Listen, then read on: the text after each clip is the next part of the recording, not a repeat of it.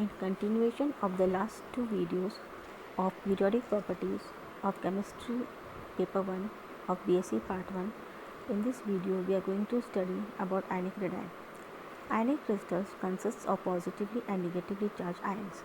The arrangement of ions in the crystals is largely a function of their radii. Just like atomic radius, ionic radius is difficult to define because an electron may be found up to infinity. In ionic crystals, the ions are assumed to be hard spheres, and the ionic radius refers to the distance of closest approach by another ion. The distance between the nuclei of two adjacent ions is called ionic bond distance, and the radii calculated from them as ionic radius. Now we come to the methods of determination. The methods used for the determination of ionic radii are similar as used for the determination of covalent radii. Inter-ionic distances are determined experimentally and ionic radii are computed thereof. So we see the experimental determination of ionic bond distance. The intermolecular distance in ionic crystals are determined experimentally by various diffraction methods like X-ray, electron diffraction, etc. The distance is assumed to be the sum of the ionic radii of the ions in contact. Now we see the division of the bond distance into ionic radii. But it is seen that the determination of ionic radii from ionic bond distance is not as easy as it is for the determination of covalent radii from covalent bond distance. This is due to the following reasons. In ionic crystals, bonds are formed between oppositely charged ions which are of unequal sizes, and there is no way of knowing the point where one ion ends and the other begins. Secondly, ionic radii are affected by the change in coordination number and geometry. Also, any change in ionic charge considerably affects the ionic radii. For example, Fe2 plus has the ionic radii of 0.78 angstrom, whereas for Fe3 plus the ionic radii comes to be 0.64 angstroms. Also, in theoretical calculations for determination of ionic radii, the ions in ionic crystals are assumed to be incompressible spheres, though the S and P block cations having stable noble gas configuration behave like hard balls. It is not true for the transition elements, that is transition metal ions, which have incomplete d orbitals and delocalized electrons.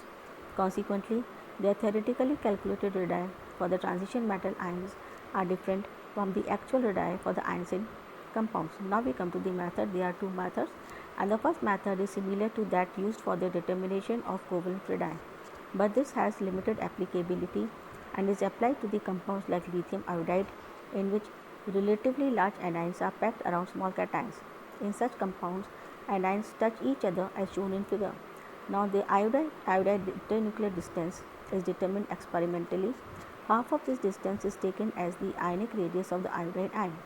The ionic radius of the lithium can be evaluated by subtracting the ionic radius of the iodide from the internuclear distance of lithium and iodide. Assuming that the iodide radius is constant in all the other iodides, radii of the other cations can be similarly worked out. So we see that the half of the internuclear distance between the two iodide ions is equal to the ionic radius of the iodide, which is obtained experimentally, and the internuclear distance between the lithium and the iodide is equal to the sum of the radius of the lithium plus the radius of the iodide, and from this equation the radius of the lithium can be found by the difference of the internuclear distance between lithium and iodide and the radius of the iodide. Now we come to the next method, that is Pauling method. More commonly used values of ionic radii are obtained by Pauling method.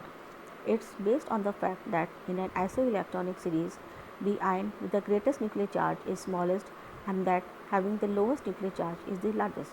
So if we see this electronic series of C4 minus, N3 minus, O2 minus, F minus, Na plus, Mg2 plus, aluminum 3 plus and silicon 4 plus, we see that these ions are isoelectronic with neon, and the size and the Z effective nuclear charge increases from C4 minus to silicon 4 plus, but their radii increases in the reverse order, that is from silicon 4 plus to carbon 4 minus, which makes C4 minus the largest and silicon 4 plus the smallest. On this basis, Pauling suggested that the relative size of the electronic ions are inversely proportional to the effective nuclear charge for the outermost electron. For the calculation of the ionic radii, first of all, ionic bond distance is obtained by physical methods, and then the proportionality constant is determined from the equation obtained by equating the experimental value with the Pauline's theoretical value.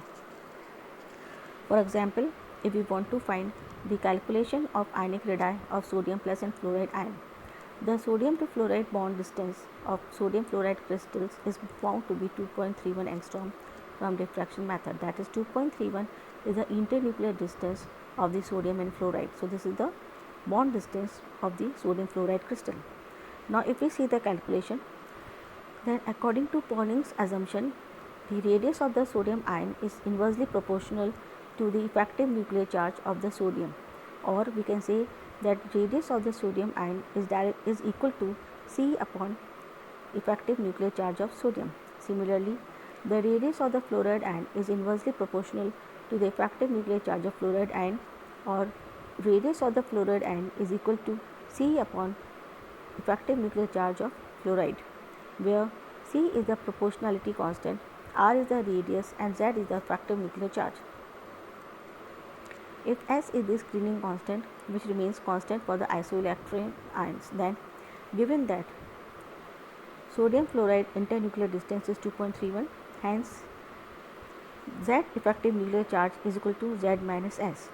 The atomic number of Z sodium is 11, and we see that the screening constant for this series is 4.5. Hence 11 minus 4.5 comes to be 6.5, which is the effective nuclear charge of sodium. Now we see the effective nuclear charge of fluoride. So for this Z minus S, Z is 9. So 9 minus 4.5, because this 4.5 screening constant remains constant for the whole series.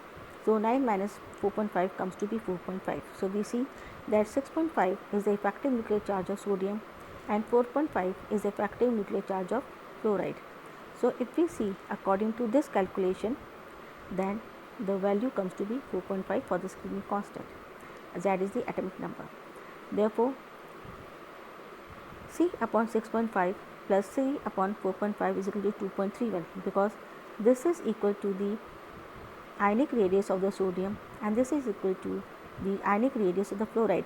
So sum of the ionic radius of the sodium and the fluoride is equal to the bond distance, which is equal to 2.31.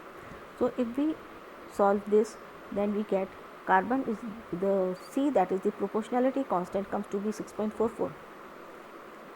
Now the radius of the sodium ion is equal to 6.14 upon 6.15 is equal to 0.95 angstrom, whereas it is C upon 6.15, and also for fluoride it comes to be 6.14 upon 4.5 is equal to 1.36 angstrom.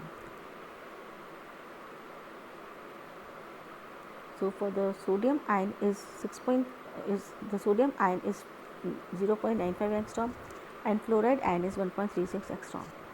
In a crystal, the radius of an ion depends on its coordination number. With increasing coordination number, the ionic radius increases. Generally, the ionic radii are given for coordination number 6. Now we come to the calculation of ionic radii of potassium and chloride in the KCl by Pauling method. It is given that screening constant for argon series is 11.6 and interionic distance between potassium and chloride ion is 3.14 angstrom. So we see that according to Pauling, the radius of the potassium ion is equal to 1 upon atomic number Z minus atomic number of the potassium minus the screening constant, which comes to be C upon Z minus S. And this ionic radius of the chloride is also inversely proportional to atomic number of chlorine minus S, and which comes equal to C upon ZCl minus S.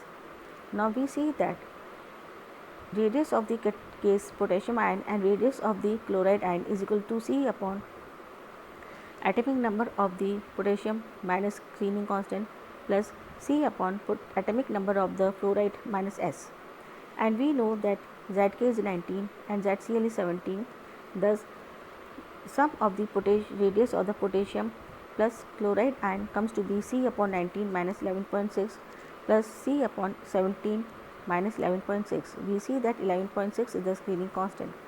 Thus, 3.14, which is the internuclear distance between the potassium and the chloride, becomes equal to C upon 714 plus C upon 5.4. Thus, the value of C, that is proportionality constant, comes to be 9.80.